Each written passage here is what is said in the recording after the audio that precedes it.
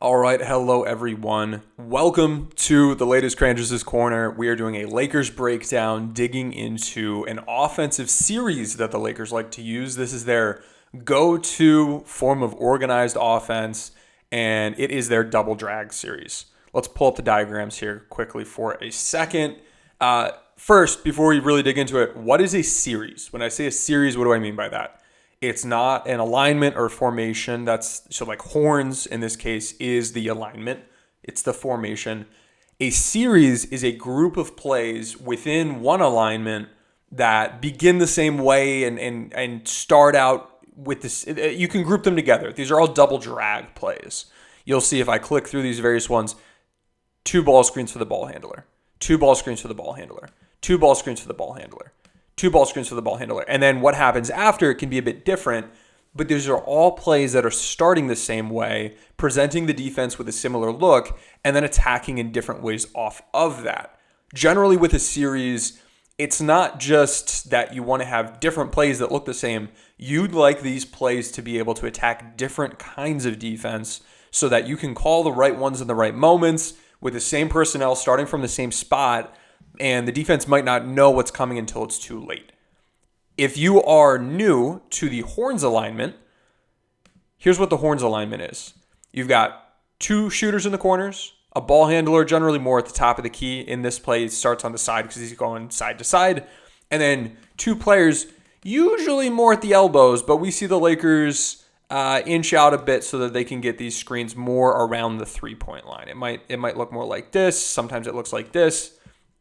And this is a setup that they like to use for on-ball players to be able to drive and attack the rim. We're going to see that. Let's go back to the video. We'll see a couple examples as I'm talking.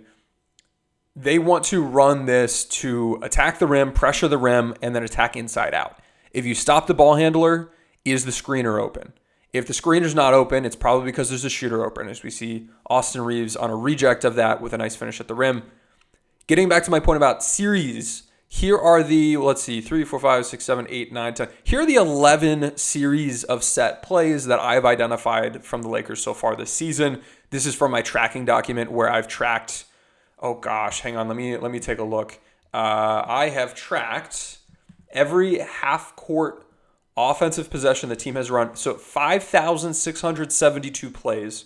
I've tracked who's on the court, what are they doing, what alignment are they in, if they're running a play, what is the play, what was the outcome of the play, who is the scoring attempt going to, things like that.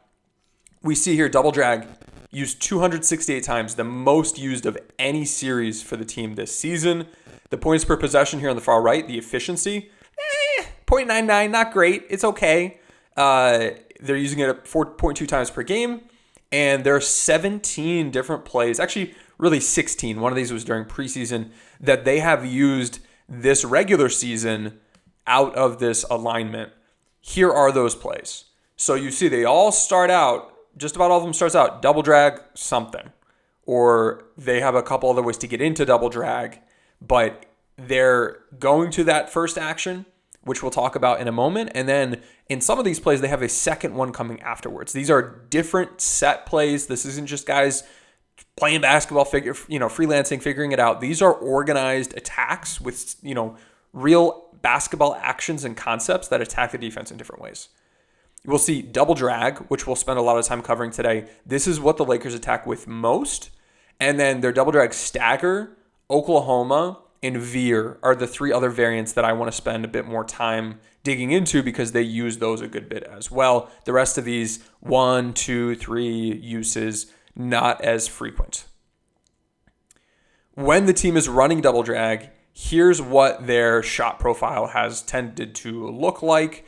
We can see that generally they are getting to the rim, either the ball handler in a self-created way or to the roll man. They're getting to the rim, or they're getting a catch and shoot 3 a lot of times. If that's not available, we see some mid-range, more self-created than anything, and then some turnovers as well. We could see they're getting to the rim a bit more with this set compared to their norm. They're getting those self-created short mid-range jumpers a bit more than the norm. And we see, slightly up or down rates in a couple of these other areas. From an efficiency standpoint, who you have on the court can really matter. But we see the self-created rim attempts, good efficiency compared to the norm. The rolls haven't been quite as good, but I think, I believe in what they're doing here. And if they have the right personnel on the floor, I don't think this will be an issue. We see the catch and shoot threes have been somewhat low, and I think this is a factor of the sets getting negated and them needing to just kick it out and fire a shot away. Overall, a little bit below their average scoring, but there have been groups of groups of players where this has worked really well with. So here's the first video clip I want to look at. If we pause it right here, we've got Dennis Schroeder setting the first screen, Wendy Gabriel setting the second screen, a shooter in one corner, and actually there's no shooter in the second corner. The Lakers have put both of the other players here on the side. I've continued to group these plays together, and it's the same concept. They're just clearing out this side, so if there's a roll happening, there can't be a tag from that side of the court. So let's see what this looks like. Schroeder screens, Milwaukee switches Schroeder's man onto Austin Reeves. Some teams do this, some teams don't. Wendy and Gabriel screens, Giannis is in a drop. These guys, put their hands up, but they're guarding their guys. Schroeder's guarded here, and it's a 2v2 action. Reeves does a good job probing, dumping off to Gabriel, and Gabriel makes the nice tough finish here. This is an action that you'll hear referred to as 77 sometimes. That's that double drag. But again, here it is. 2 ball screens for Dennis Schroeder. And take a look at Jonas Valanciunas on this play. Watch him. This video is going to pause right there. He's level with AD. AD's running straight downhill and is a lob threat. Valanciunas is backpedaling. If you try to contain the guard in this play, the read is to hit the lob. And that's what we're going to see here. And for many of these clips, I've thrown it in twice so that we could see it more than once. See what it looks like. They're trying to keep Schroeder from being able to drive, and then they're going to throw the lob. Here's another play, a little bit more slow developing, but we see Williams, Grant Williams try to contain. That means that AD is going to get a lob. And with plays like this, the only real help that can come is from that weak side corner player who has a good distance to go, and he doesn't have backup if he does decide to help. Here, Jokic in no man's land. If you try to contain the ball handler, you're giving up the lob. If you're not giving up the lob, it's because this guy helps way over, and you've got someone on the kick out. So teams will try to play drop coverage. And actually, before I talk about this, if teams can go under this ball screen, they're going to make it much less effective. If they can just go under it and meet you on the other side, this play doesn't work. This action doesn't work. And that's why, and we'll look at some data later, this has been an action that has worked less with Russell Westbrook than it has with some other players. And we're going to see it work really, really well with D'Angelo Russell because you can't go under against it. And then being able to drop against it is also something that, I'd prefer the defense not be able to do. If I know they have to contain and put 2 men on the ball and I know I have a numbers advantage, I trust these Lakers playmakers to find the open man. But versus 2v2, you got to try to make it work. Same thing here. LeBron probes, Bryant finds the soft spot here in the middle of the paint as LeBron drives this way. And it takes some strong finishes to work here. Another thing that we might see is when D'Lo is the ball handler, if these screens are set well on that trailing guy, he can't go under or you'll just hit the pull-up 3. If he's going over, but the screens are set well and you get some separation, D'Lo's going to be able to hit this pull-up 3, which is why that's how you're able to take defenses out of drop, and that's really what makes this play work well. But here, it's Lonnie Walker, defense is in drop. He makes the wrong read, but we're going to see, I think this is Nas Reed here. He kind of stunts at Walker, but then goes to get back. If Walker just does a quick pass fake, he has a layup here. So it's down to the craft of the ball handler. Here's from a same concept, from a different starting spot, and we see Chris Middleton help. And if you help, you're leaving a shooter open. Let's watch it again. Watch Middleton here. He stunts, shooter's open. We're going to see another example from yesterday's game against Golden State next. Keep an eye on Dennis Schroeder. His man is going to help to take away the lob from AD, and that can take you out of the play. So against drop, that's what you're looking to do. Probe, if you can get your guy on your back as the ball handler and try to create a 2v1 instead of a 2v2, that's ideal. But you're looking to probe and then take what the defense gives you. To me, it's a bit harder than, hey, if I know they've got 2 on the ball, it's just find the open man. Against switching, there are a couple options. This first one, keep an eye out for Jared Vanderbilt. This is a play where the Lakers empty that strong side corner. They like to do this against switching defenses. Vanderbilt's rolling, and his goal here is to get inside position on Josh Giddey so that he can get the roll and attack the rim. The only way you can help is if you're helping off of Malik Beasley from the other side of the court, and that should be a simple read. We see Troy Brown first look here and then look there because that's his read. You can also pop. This might be more of a pick and pop, not as much a ghost, but we see Troy Brown pop out of that first ball screen. And again, the Lakers have cleared this side of the court, so when he pops, there's no defender here to go help over. Look, where's the help coming from? Just a half second of indecision from the Pelicans defenders creates an open 3 for Troy Brown. Now you can also look to drive. We're going to see Rui, a big man, a wing guy, his man switching on to Dennis Schroeder, who has the speed advantage. He's going to look to attack downhill here. Just a little crossover, draws the help, kicks it out to the shooter. See that play again.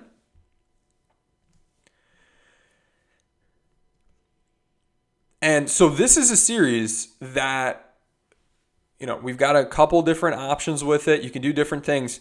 The Lakers, before their trade deadline moves, used this 3.7 times per game and were scoring 0.96 points per possession, which it's fine. It's not too impressive. That's below average for their set play offense. It was the team's second most used series at the time. Since the deadline moves, the Lakers have nearly doubled their usage of this. It is up to, from 3.7, it's up to 7.2 uses per game. And we've seen its effectiveness rise up to 1.08 points per possession. So it's more effective. That's a solid points per possession. It could be higher than that. When D'Lo plays more than 3 games, it's going to be higher than that. And I think we've broken down well how. You can't go under. You can't play drop. You're going to have 2 on the ball, which will create numbers advantages away from the ball. And when we look into why this play is so effective from the offensive standpoint, let's throw some defenders in here. How are defenders able to guard this? Instead of these potential rim protectors starting in here because there's a guy in the dunker spot or he's in the weak side corner, they're starting all the way up here.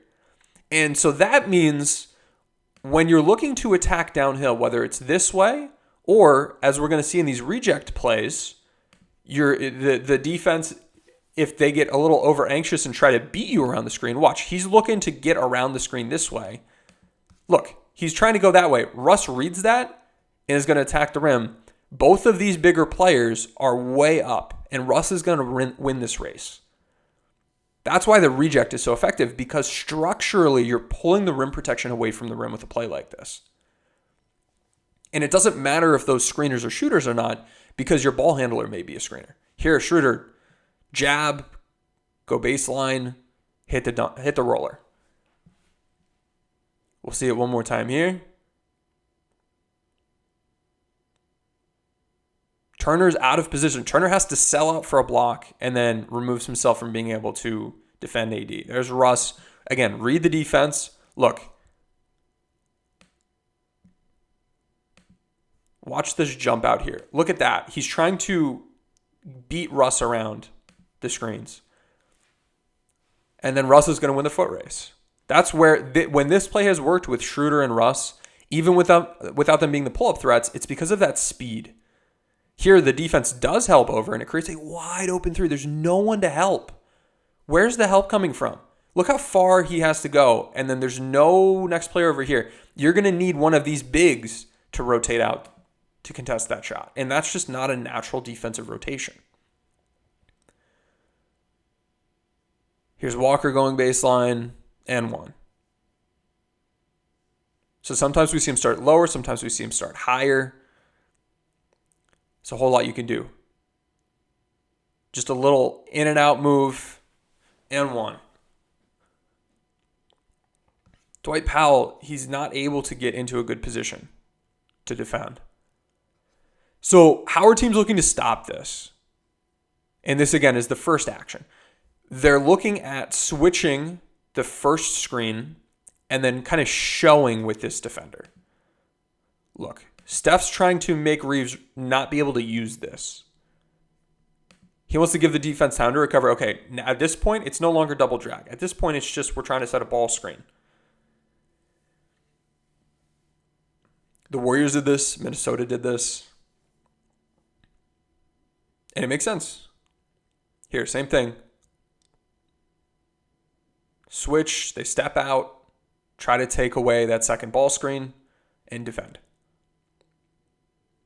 Let's see the same play a second time.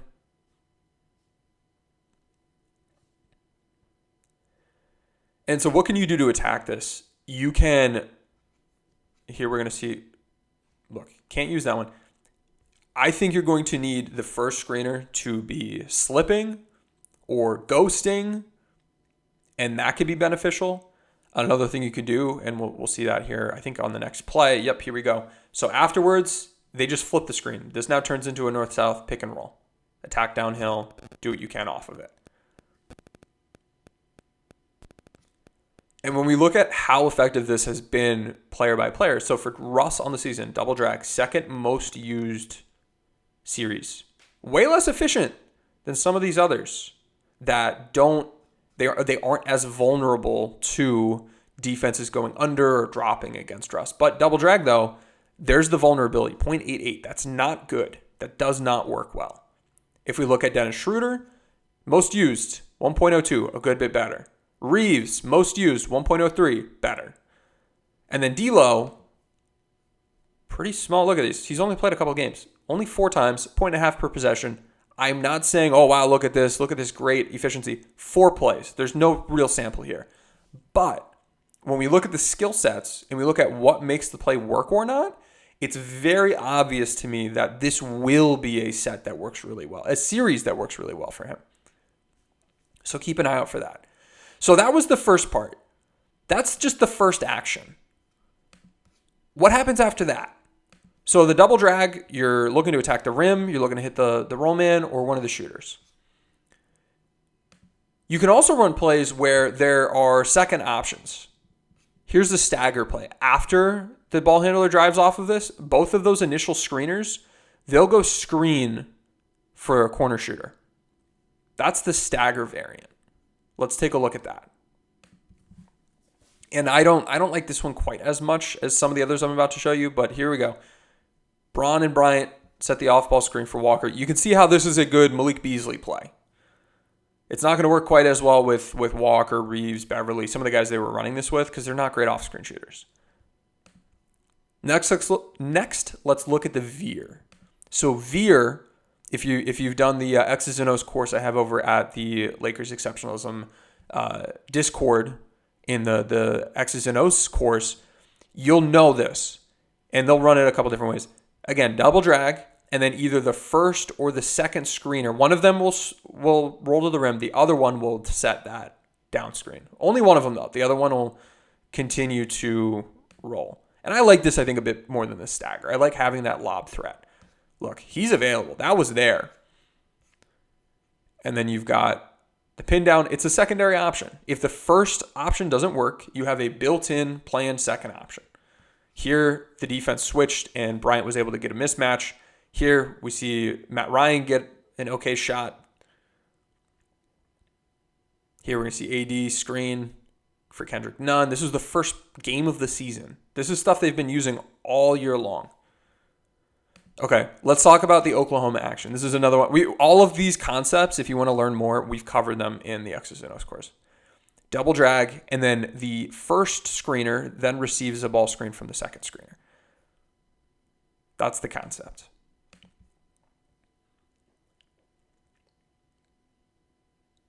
Beasley getting the screen from AD. It's a good shot from Malik Beasley. We're going to see Walker and LeBron. LeBron screen for Walker. Walker's more of a driver. If that were Beasley, I think he would have just taken the three. Lakers get a good shot anyway. So that's what you're looking at with that. And really, when we think about like why would the Lakers use these plays, when will they be important?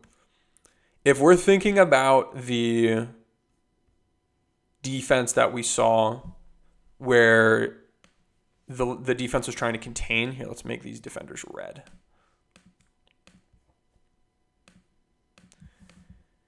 If coming off of the screen, you've got a defender trying to contain, and you've got these two rolling, or one's rolling, one's popping, and this guy's trying to stick with him. Or let's just say he rolls, this guy pops, so he sticks with him. You're just reading this defender, and do I throw the lob? Do I kick it out? When the defense is in drop, they're kind of able to stick with this guy, and they're able to follow you around. And we've got this kind of setup where it's a 2v2 over here, and then one-on-one, one-on-one, one-on-one. Instead of that, instead of playing that 2v2 game, these actions that I'm talking about, where they run, let's say the Veer, we'll just stick with the Stagger because I have the defense in here already. You dribble off of this, they're in drop, they're chasing behind you, and you've got two defenders guarding one player. But then you've got a 2v1 for the offense. And, this guy's driving, and then he kicks it out for three. Or these two players then set the staggered screen for this guy to come up, and it's a 2v1, and this guy rolls, this guy pops. And so you're reading the defense, and this isn't an in-play read. This is a called set play read. When you know the defense is in drop, you can have a numbers advantage. It's just not going to be at the rim. It's going to be with one of these perimeter actions. And that is where it is really important to identify what's happening and call the right plays against it. We've also seen, here's one that they've only run this a couple times, but I like myself some pin in flare screen. So two screeners, Walker goes to attack, the help defense rotates over. Wendy Gabriel, look at this. Look at that. He says, look at his hand. He says, give it to him. Malik Beasley says, give it to me. He is open. He's wide open. Lonnie doesn't see him, but that's the pin-in version. And then you can also see a flare off of this. So both coming from the same side, and then Jones is going to flip this around for Brown.